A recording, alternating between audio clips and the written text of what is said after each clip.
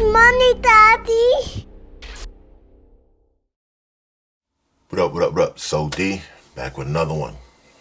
Today, I got something a little different. I got a new whip, so it ain't come with wireless charging. Comes with everything else, all the bells and whistles is official, but no wireless charging. So I figured in my mind that I could make my own wireless charging. So the card that I have is the CX-9, the Mazda CX-9 2020, and I got here the fast wireless charger, it's a pad, and then I got here is an insert for the CX-9 armrest compartment.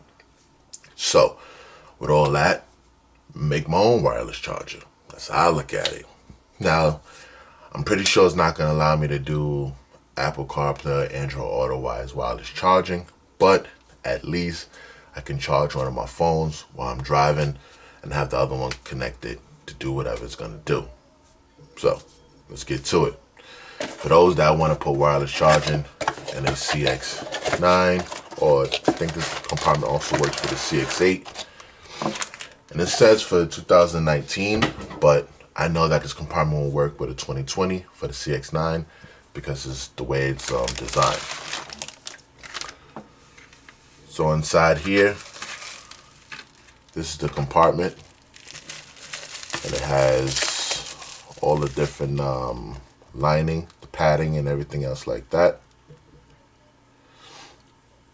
So that's the stuff you will put down in here for the lining. And then it has this coin holder.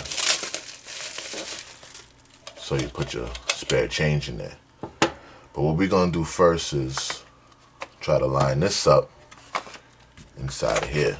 So let's open this up. This is the wireless charging pad. Now, I don't know if this is going to work, so I'm doing this all on camera. And could be a second video, a second part to this, if it don't fit. So, you know what I mean, this is the wireless charging pad. And as you can see here, it doesn't fit. So all that space right there. And it doesn't fit this way either. So, there's either a couple of things I'm either gonna do.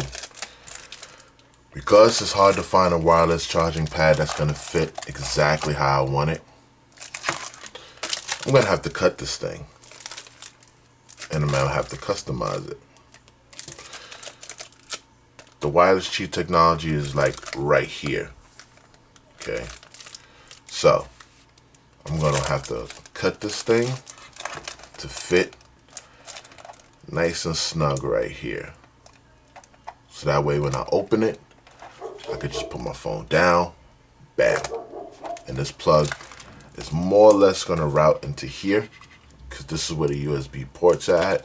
You have the SD card for the navigation, and then there's two USB ports here. And one is for connecting to the infotainment system, and the other is just charging.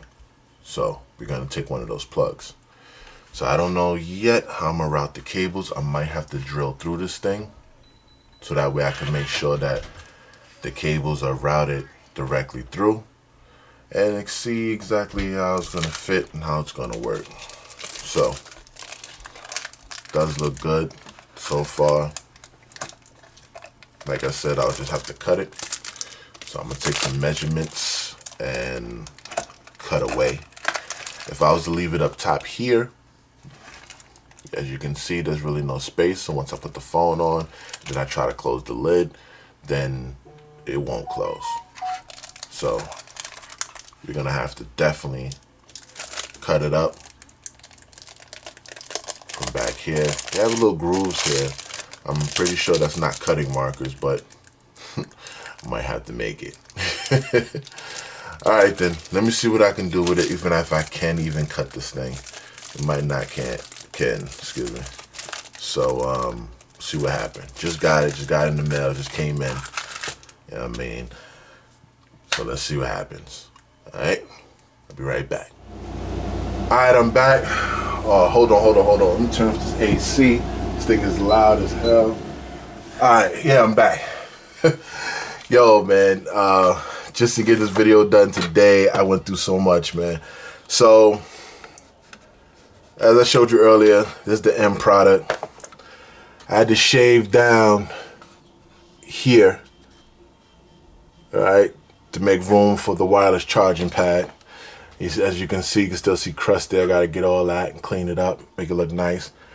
Then after I got the foam here and super glued it in so it won't shift or anything or move.